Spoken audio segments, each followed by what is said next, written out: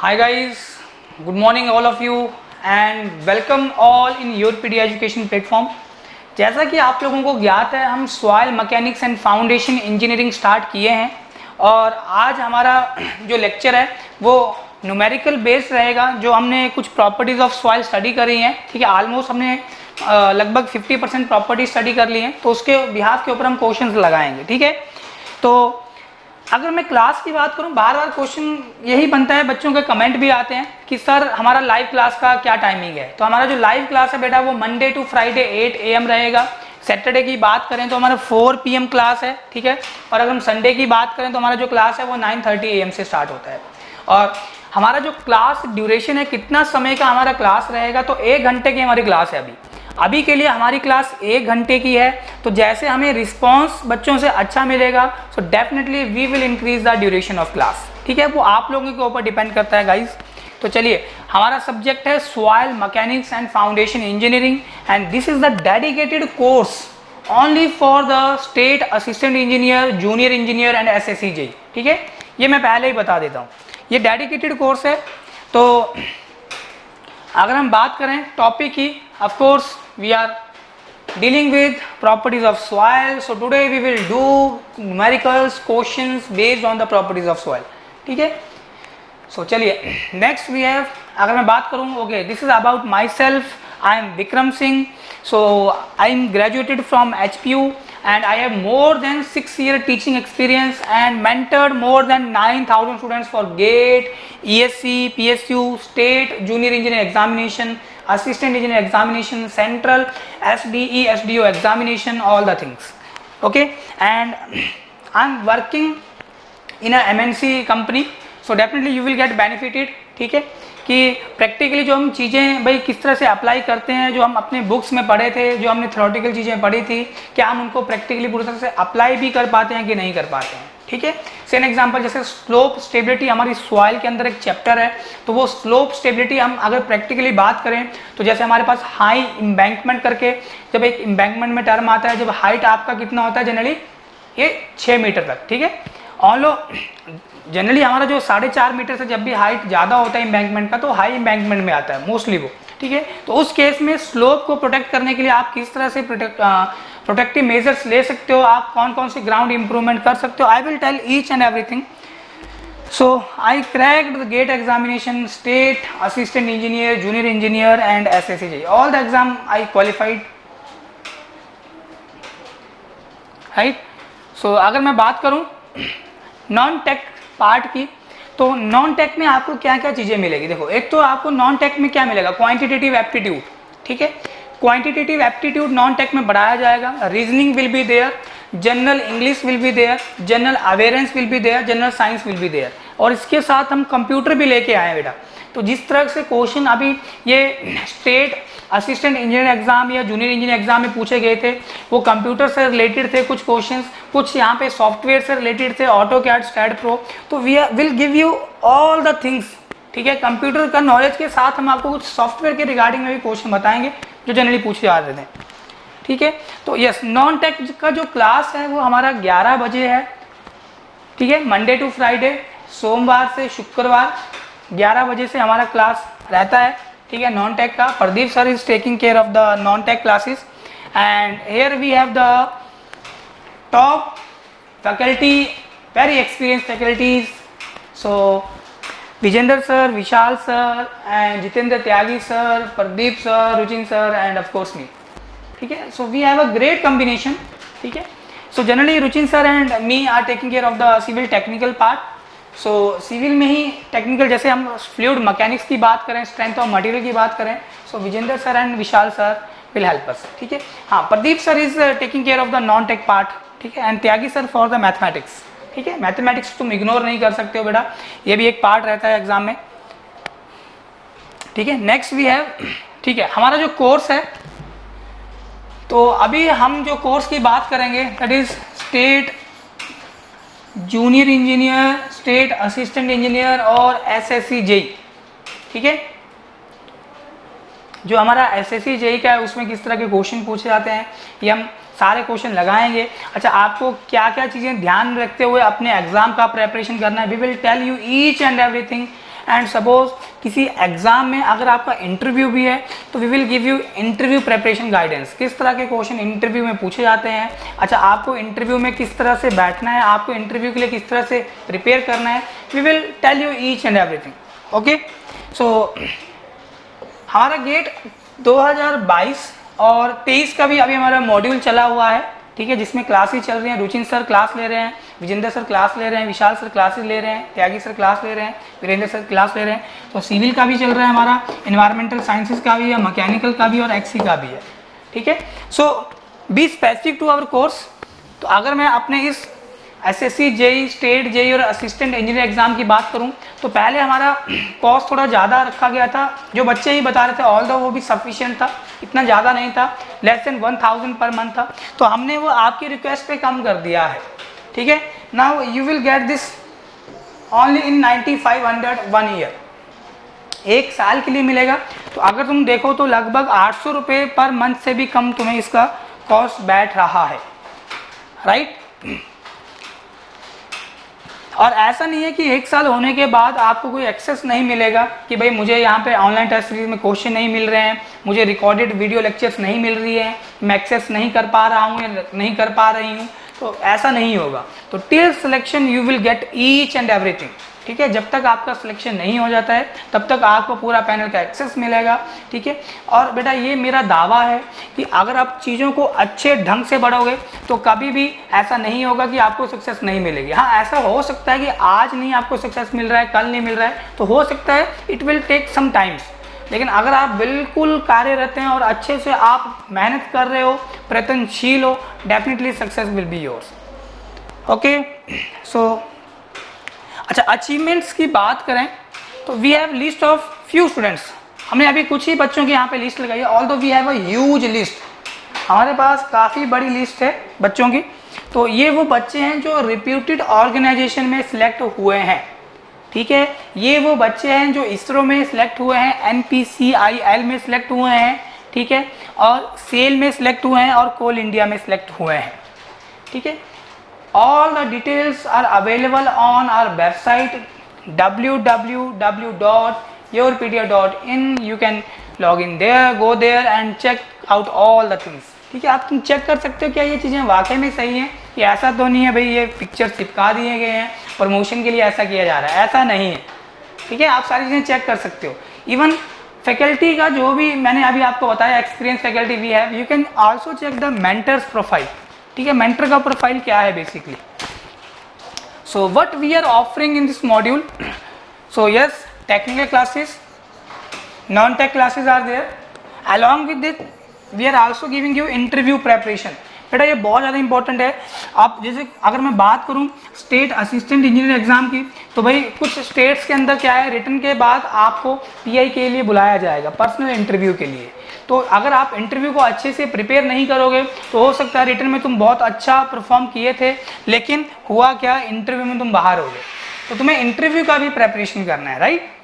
चलिए, so you will get the recorded lectures, ठीक है। आपको रिकॉर्डेड वीडियो लेक्चर्स मिलेंगे अप टू 300 आवर्स।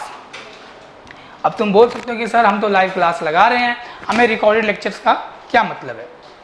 हो सकता है बेटा कि जिस दिन हमारा लाइव क्लास चल रहा है उस वक्त आपके पास कोई कनेक्टिविटी इशू है, इंटरनेट इशू है, या मान लो इलेक्ट्रिसिटी का इशू है, या मान लो आप उस वक्त किसी इंपॉर्टेंट वर्क में जा रहे हो, तो we are providing that lectures, all the lectures in recorded form along with 8 online test series are there, so quite important, ठीक है।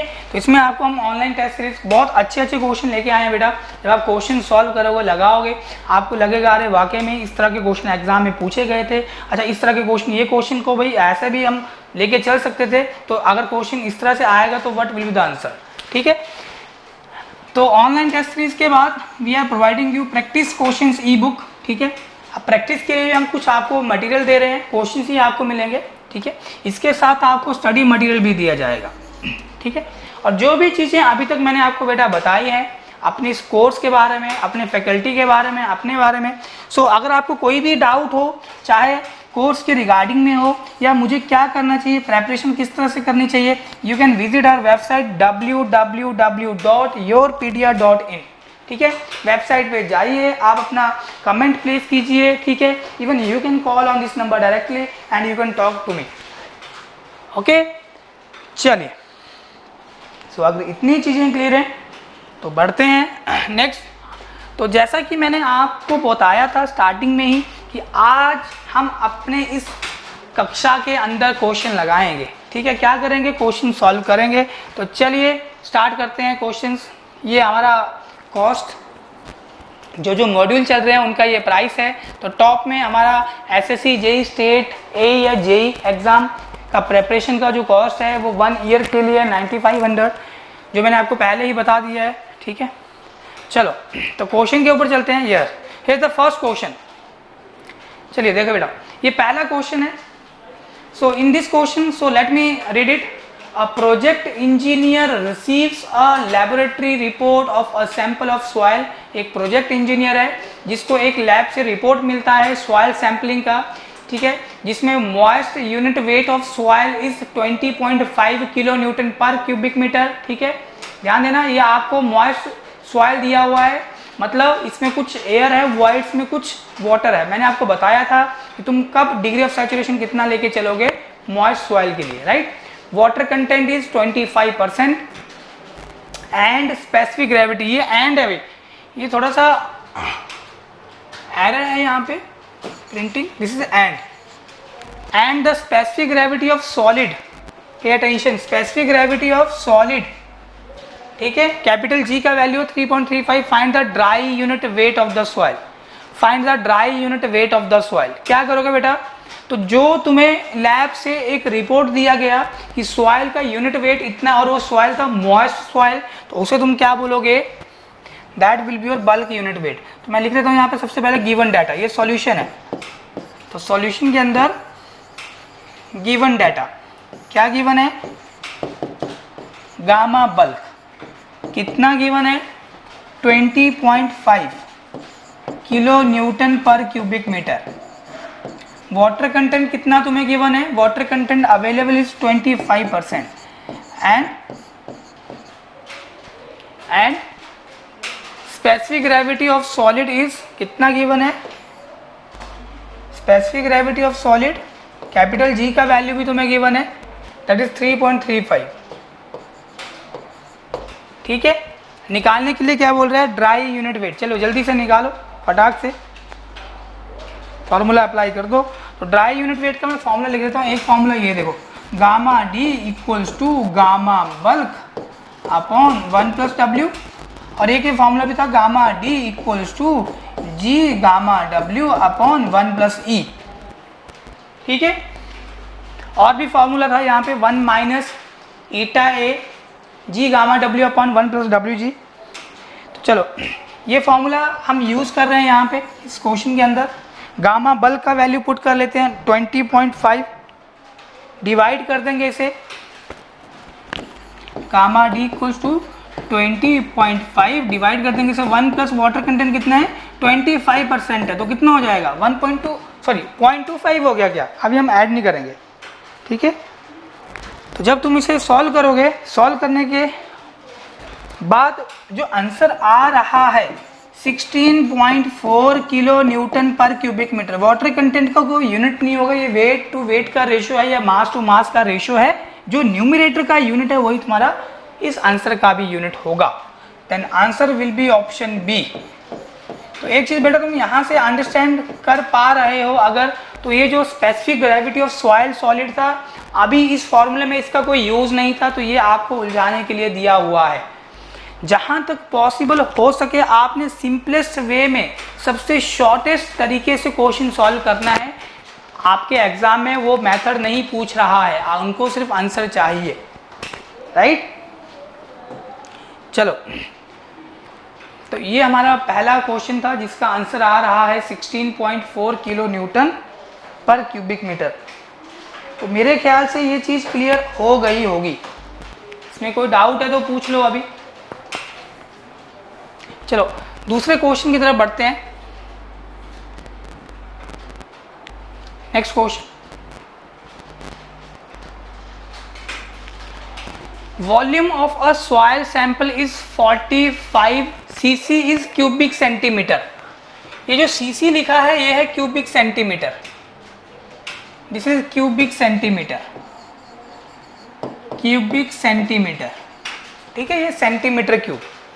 When the sample taken from the sampler is poured into a graduated cylinder, question मैं फिर से repeat कर रहा हूँ, volume of a soil sample, एक soil sample का कितना वॉल्यूम है 45 क्यूबिक सेंटीमीटर। ये मैं अगर समझाने के लिए एक फेज डायग्राम ड्रॉ करूँ तो ये जो वॉल्यूम है सॉइल सैंपल का ये कितना है, that is total volume given है आपको 45 cubic centimetre, right. When the sample taken from this sampler, ठीक है, इस सैम्पलर में से जिसमें सॉइल का इतना वॉल्यूम था, इसमें से हमने सॉइल को किसमें पोर कर दिया है, poured into a graduated cylinder, एक ग्रेजुएटेड सिलेंडर में हमने इसको प्लेस कर दिया, ठीक है। थोड़ा सा ये फिगर तुम सही कर लो बेटा,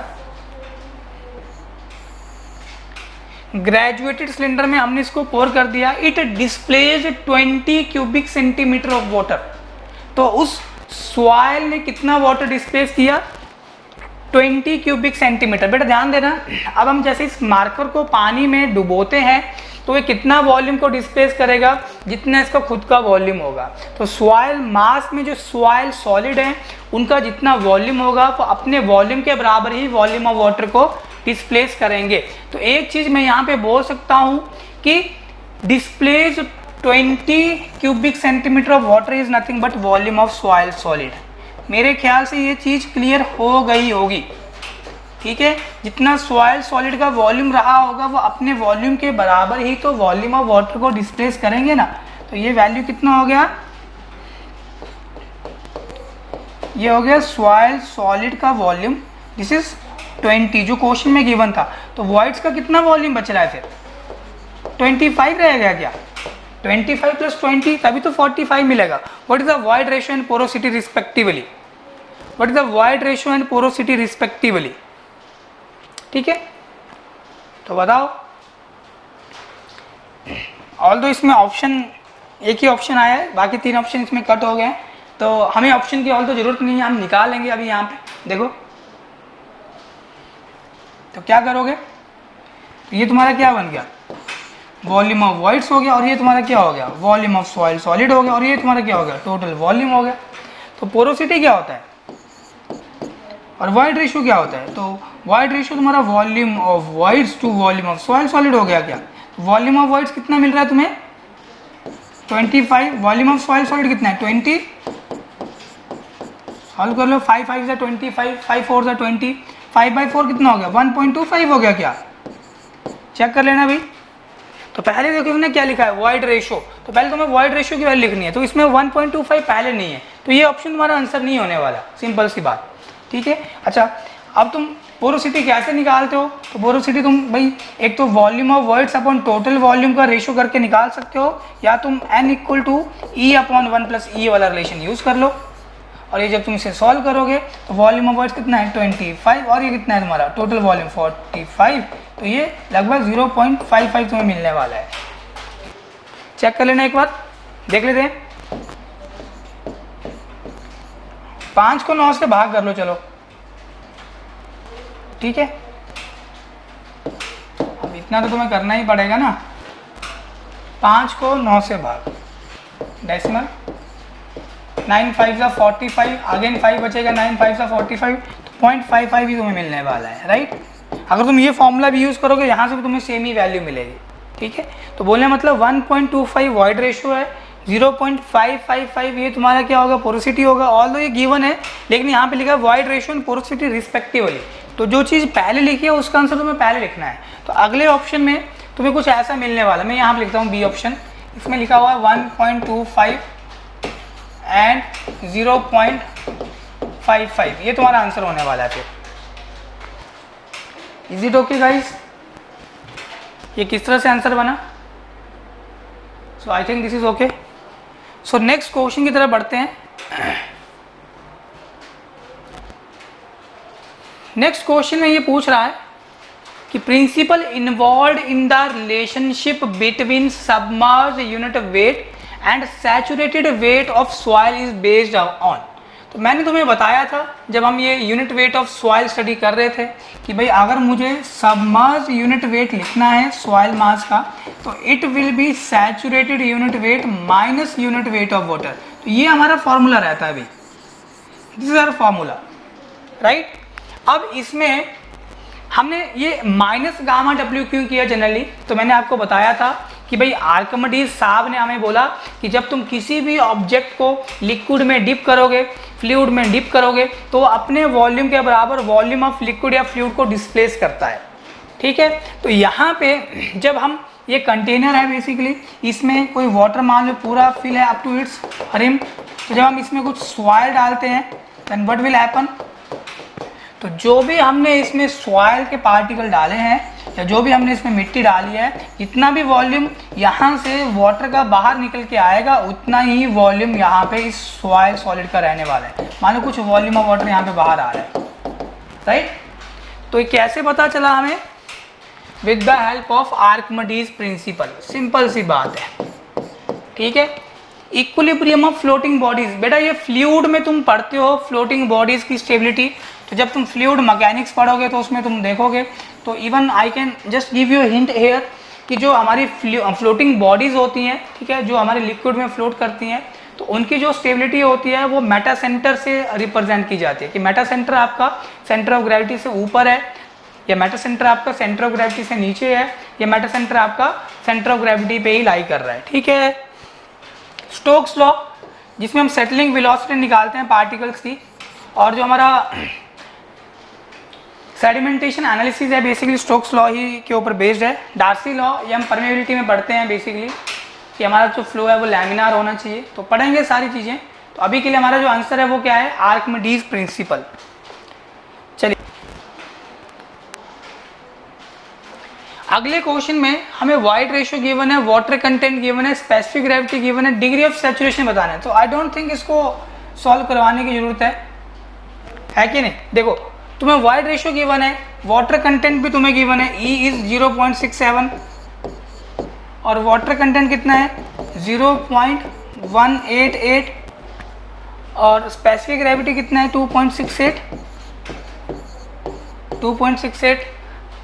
degree of saturation of the soil, तुम क्या करोगे, सीनियर इंजीनियर विद गार्ड वाला तुम फॉर्मूला अप्लाई कर लो यहाँ पे, you will get the degree of saturation. यहाँ से डिग्री ऑफ सैचुरेशन कितना आ जाएगा, S equals to WG upon E। W कितना है वाटर कंटेंट 0.188, तुम्हारा G कितना है 2.68 divide by what is the value of E 0.67। तो बेटा इसे सॉल्व कर लो and you will get the answer।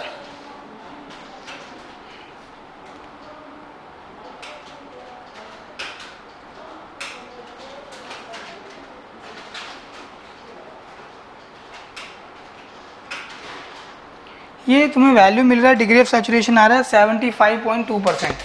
Solve करोगे you will get like this one 75.2%, ठीक है, ये आंसर है, ठीक है। मैंने सिर्फ अभी तक आपको एक ही क्वेश्चन दिया है सॉल्व करने के लिए, ठीक है।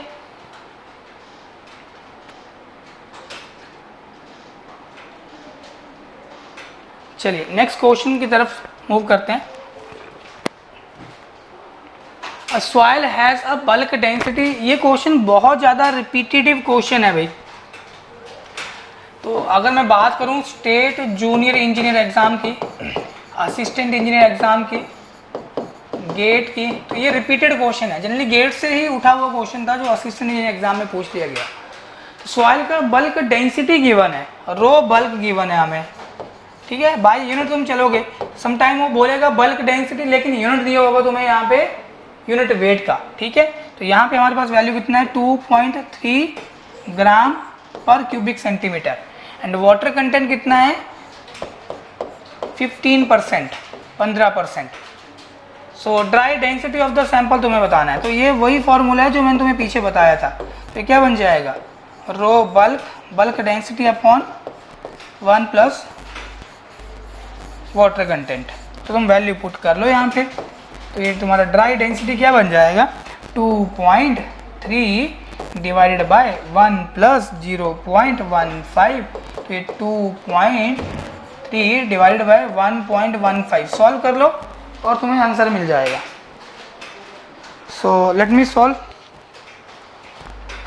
सो 2.3 डिवाइडेड बाय 1.15, ऑल्दो आपको कैलकुलेशन बाई ओन करनी है, ठीक है, मतलब कैलकुलेटर्स आर नॉट अलाउड। सो ये तुम्हें कट के जो आंसर आ रहा है बेसिकली चेक कर लेना। Let me check it again. 2.3 divided by 1.15 है ना, ये आंसर आ रहा है 2। कितना आंसर आ रहा है इसका? इसका आंसर आ रहा है 2। 1.15 को जब तुम 2 से मल्टीप्लाई कर दोगे तुम्हें कितना मिल रहा है? 2.3 ही मिल रहा है, ठीक है। ये आंसर आ रहा है 2 ग्राम पर क्यूबिक सेंटीमीटर। ये चेक कर लेना भाई कैलकुलेशन पास। कोशिश करो विदाउट कैलकुलेटर सॉल्व करने की। You have to solve it by your own, calculators are not allowed, right. चलिए नेक्स्ट क्वेश्चन की तरफ मूव करते हैं। अगले क्वेश्चन में हमें लीस्ट गिवन है, ठीक है। लीस्ट 1 में हमें टर्म्स दिया हुआ है और लीस्ट 2 के अंदर हमें फॉर्मूले दिए हुए हैं। लीस्ट 1 में क्या है? टर्म्स स्पेसिफाइड है और लीस्ट 2 में हमें फॉर्मूले गिवन है and we have to select the correct answer. हमें करेक्ट आंसर बताना है using the code given below, ठीक है। जो हमें नीचे कोड दिए हुए हैं उसके रिस्पेक्ट में हमें क्या बताना है भाई, इसका आंसर क्या रहने वाला है। ये है एक स्टेटमेंटल क्वेश्चन तुम बोल सकते हो, जो जनरली असिस्टेंट इंजीनियर एग्जाम में मोस्टली पूछे जाते हैं। तो देखो, तो सबसे पहले हम बात करें अगर वॉइड रेशियो की, तो वॉइड रेशियो क्या होता है? It is the ratio of volume of voids to volume of soil solid. देखो कहीं पे लिखा हुआ है क्या? Volume of voids to volume of soil solid. Yes, ये देखो है कि नहीं।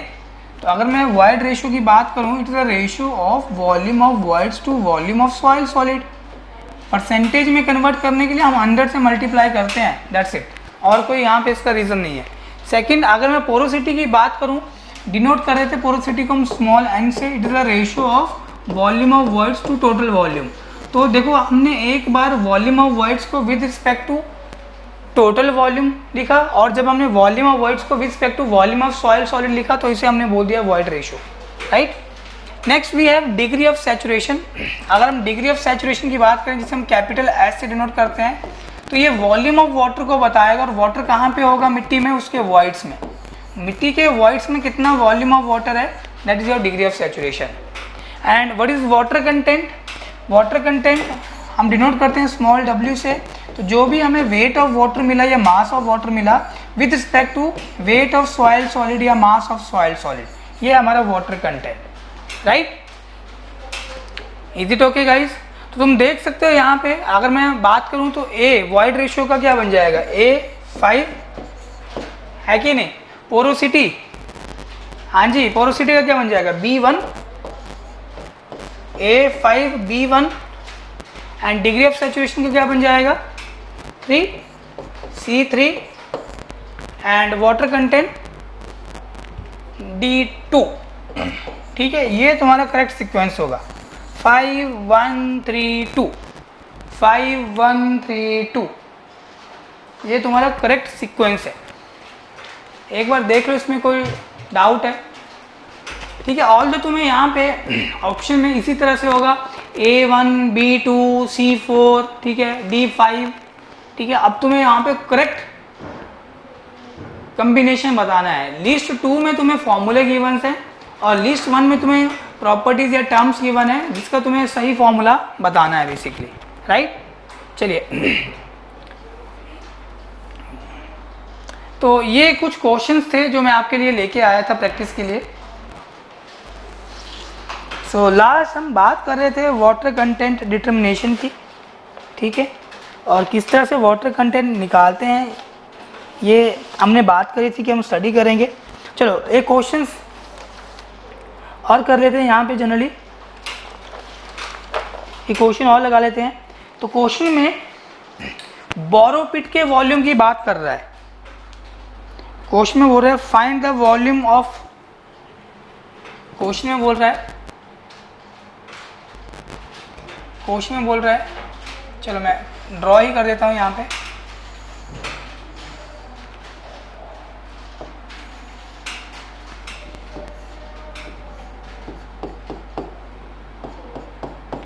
ये हमारा बोरो पिट है, ठीक है, और हमने इससे क्या बनाया, एक एम्बैंकमेंट बनाया हुआ है बोरो पिट की सॉइल से।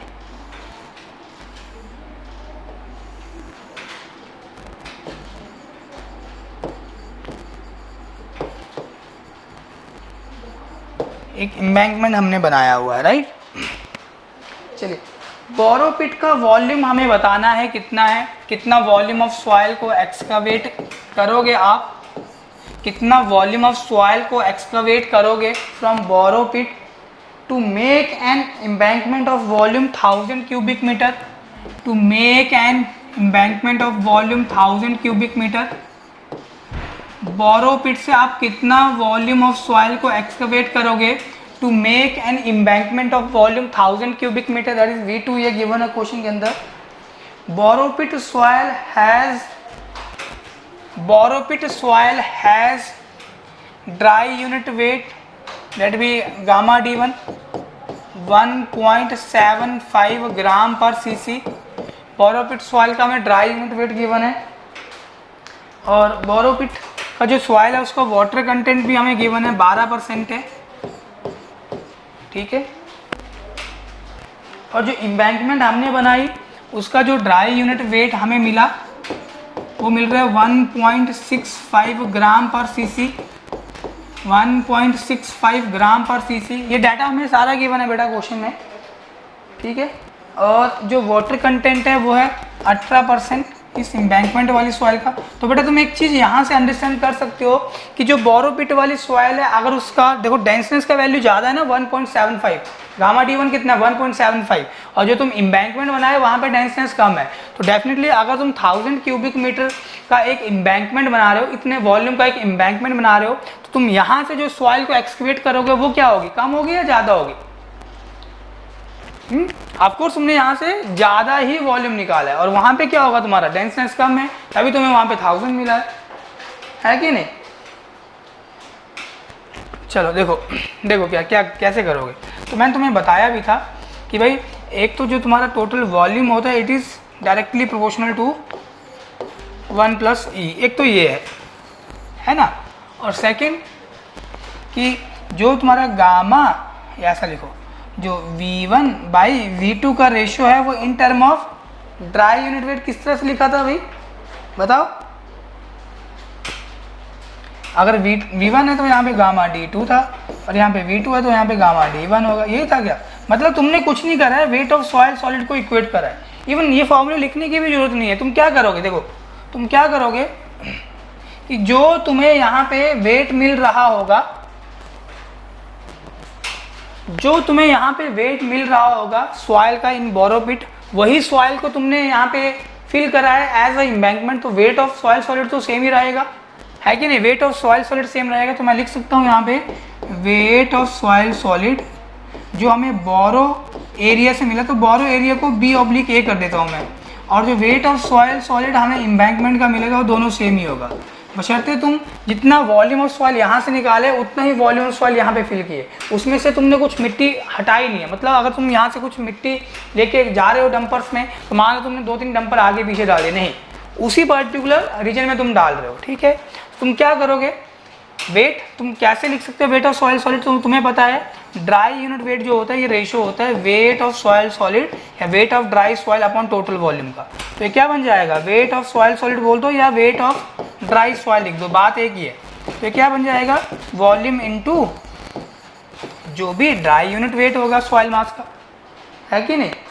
क्वेश्चन में हमें क्या बताना है, क्वेश्चन में वॉल्यूम ही तो बताना है। देखो तुम क्या करोगे इधर देखो, तो अगर तुम लिखोगे बोरो एरिया का, तो बोरो एरिया का वॉल्यूम है V1 और उसका dry unit wait gamma D1 कितना है, चलो लिख देता हूँ, गामा D1 है ना। This should be equal to जो एम्बैंकमेंट हमने बनाया उसका वॉल्यूम कितना है V2, और वहाँ पे सॉइल का ड्राई यूनिट वेट कितना है गामा D2। अब V1 का वैल्यू मुझे बताना है, गामा D1 कितना है 1.75, V2 ये हमें वॉल्यूम गिवन है 1000, गामा D2 कितना है 1.65।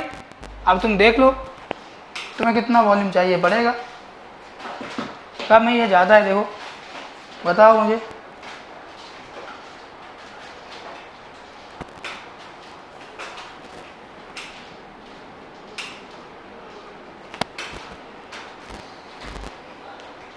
अच्छा, अब एक चीज़ थोड़ा ध्यान देना, यहाँ पे बेटा आपको ये ना गामा D1 नहीं है, ये गामा 1 दिया हुआ है। गामा 1 बोलने मतलब ये बल्क यूनिट वेट है। क्या है ये? Bulk unit weight. ठीक है, तुम यहाँ से क्या करोगे, ये बल्क यूनिट वेट है तो तुम यहाँ से ड्राई यूनिट वेट निकालने के लिए तुम गामा बल्क अपॉन 1 + W वाला फॉर्मूला लगा दोगे, है ना। तो इसको मैं गामा ना बोल के इसको मैं डेंसिटी बोलता हूँ, ρ1 रो बल्क। तो ये भी तुम्हारा ρD बन जाएगा और ये रो बल्क बन जाएगा। ठीक है, स्टेटमेंट मैंने लिखी नहीं है बेसिकली, मैंने डायरेक्ट यहाँ फिगर ड्रॉ कर दिया है। चलो, तो रो बल्क कितना है 1.75, थोड़ा सही करेंगे हम, यहाँ पे ये वैल्यू नहीं है, तो ये वैल्यू कितनी है 1.75 divided by 1 plus water content कितना है 12% है 0.12, तो 1.75 डिवाइडेड बाय 1.12 यार है 1.56। ये कितना आ गया, ये वैल्यू आ रही है 1.56 ग्राम पर सीसी। ध्यान देना, ये 1.56। अब थोड़ा ध्यान दो, तो यहाँ पे मैं ρD1 लिख देता हूँ, यहाँ पे मैं ρD2 लिख देता हूँ, है ना, मास की टर्म में। यहाँ पे मैं mass of soil solid, embankment और बोरो एरिया वाला soil same volume, sorry same ही सॉइल है, उतना ही क्वांटिटी है, तो मास सेम ही रहेगा। वॉल्यूम हमें निकालना है, तो ये वैल्यू कितना हो गया है, ये 1.56 है ना, ये वाला डेंसिटी का वैल्यू। तो ये वॉल्यूम कितना हो जाएगा, ये हमें निकालना है, तो 1.65 अपॉन 1.56 इंटू 1000। तो बेटा तुम एक चीज़ देख सकते हो, एक चीज़ तुम देख सकते हो यहाँ पे कि 1.65 को जब तुम 1.56 से डिवाइड करोगे तो न्यूमरेटर तुम्हारा बड़ा है, answer will be greater than 1। तो मतलब जो तुम्हारा वॉल्यूम आएगा, जितना वॉल्यूम ऑफ सॉइल तुम एक्सकवेट करोगे बोरो एरिया से, वो वैल्यू 1000 क्यूबिक मीटर से ज़्यादा होगी। और ये आंसर कितना आ रहा है 1056, चेक कर लेना एक बार, 1056 क्यूबिक मीटर। देखो फिर से देखो, स्टार्टिंग में थोड़ा हमने ये डाटा को पढ़ा नहीं पूरा। देखो ये तुम्हें गिवन है बल्क डेंसिटी, तो अगर तुम यहाँ पे ड्राई डेंसिटी लिखोगे तो कितना आ रहा है 1.56। बोरो एरिया की जो सॉइल है उसका ड्राई डेंसिटी कितना है 1.56, और जो तुम यहाँ पे एम्बैंकमेंट बनाया उसका ड्राई डेंसिटी कितना है 1.65, ज़्यादा है। मतलब यहाँ वाली सॉइल, एम्बैंकमेंट वाली सॉइल आपकी ज़्यादा डेंसिफाइड है, तो मतलब तुम्हें बोरो एरिया से तुमने ज़्यादा वॉल्यूम को एक्सकवेट करा है, तभी तुम उसको कम वॉल्यूम में स्पेसिफाई कर पाओगे। मतलब यहाँ वाली सॉइल तुम्हारी कम डेंस थी, कम डेंसिफाई होने के कारण तुम्हें वो वॉल्यूम ऑफ सॉइल मास ज़्यादा मिला। अच्छा, यहाँ पे वही सॉइल को जब तुमने प्रॉपरली कॉम्पैक्ट कर दिया, तुम्हें यहाँ पे सॉइल का डेंसनेस ज़्यादा मिला और तुम्हें वॉल्यूम कम मिलेगा। जैसे बेटा मान लो जब हम मिट्टी में कोई गड्ढा खोदते हैं, तो उस गड्ढे में से जब हम सॉइल बाहर निकालते हैं, तो जितना वो नेचुरली सॉइल कम्पैक्ट थी, अगर तुम उससे धीरे धीरे उसमें मिट्टी फिल करोगे और उसको पूरा भर दो, कुछ मिट्टी बाहर बच जाएगी। मतलब नेचुरली अकरिंग स्टेट में सॉइल ज़्यादा डेंसिफाइड थी एज़ कम्पेयर टू जब हमने उस गड्ढे को भरा तो सॉइल इतना डेंसिफाइड नहीं हुआ। सेकेंड केस, जब नेचुरली अकरिंग स्टेट से तुमने एक पिट मारा है ग्राउंड के ऊपर, उसमें से जो भी सॉइल बाहर निकला, अगेन जब तुमने उसको पिट में डाल दिया और अच्छे से तुमने उस सॉइल को कॉम्पैक्ट करा है with the help of hammer, या मान लो तुम्हारे पास कोई रॉड है, अब तुम्हें लग रहा है कि वो पूरा पिट नहीं भर पाया उस सॉइल से, तो बोला मतलब नेचुरल स्टेट में सॉइल तुम्हारा कम डेंसिफाइड था, तुम्हारा जब सॉइल तुमने उसको रीमोल्ड करा, फिर से तुमने उस पिट को भरा, तो वो ज़्यादा डेंसिफाइड रहा, राइट। तो इस तरह के क्वेश्चन जनरली पूछे जाते हैं एग्जाम के अंदर, और मेरे ख्याल से ये चीज़ आपको क्लियर होगी ही होगी। और बेटा ये इस तरह का क्वेश्चन श्योर है एग्जाम में पूछा जाता है, जिसमें आपको बोरो एरिया वाली सॉइल है, या तो उसका वॉइड रेशियो पूछ देगा और बोलेगा एम्बैंकमेंट जो हमने बनाया फाइनल वॉइड रेशियो का वैल्यू इतना है, फाइनल वॉल्यूम इतना है, इनिशियल वॉल्यूम इतना है, बताओ इनिशियल वॉइड रेशियो का वैल्यू कितना होगा, राइट। तो ये वो क्वेश्चन हैं जो जनरली एग्जाम में पूछे जाते हैं, जिसके लिए आपको हमेशा रेडी रहना है, राइट।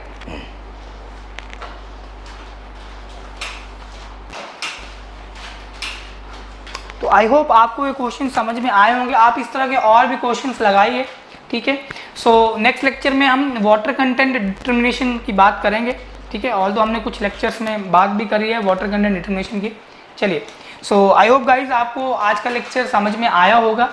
इसी तरह से आप योरपीडिया एजुकेशन प्लेटफॉर्म पे बने रहिए, और again I am requesting to all who's just watching this channel कि भाई ज़्यादा से ज़्यादा शेयर कीजिए, अपने साथियों को बताइए, so that most of students gets benefited.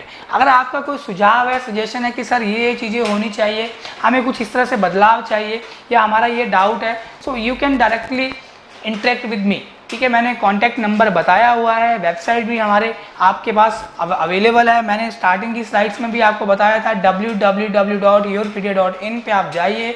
आपका जो भी डाउट है आप कमेंट सेक्शन में कमेंट कीजिए, ठीक है। जो जिस भी मेंटर की आप प्रोफाइल देखना चाहते हैं आप देख सकते हैं। पूरा मॉड्यूल का कॉस्ट भी अवेलेबल है, each and everything. Okay, so I hope guys कि आप अच्छे से प्रेपरेशन कर रहे होंगे और आपको चीज़ें समझ में भी आ रही होंगी। So all the best, keep preparing, keep watching Yourpedia education. Thank you very much.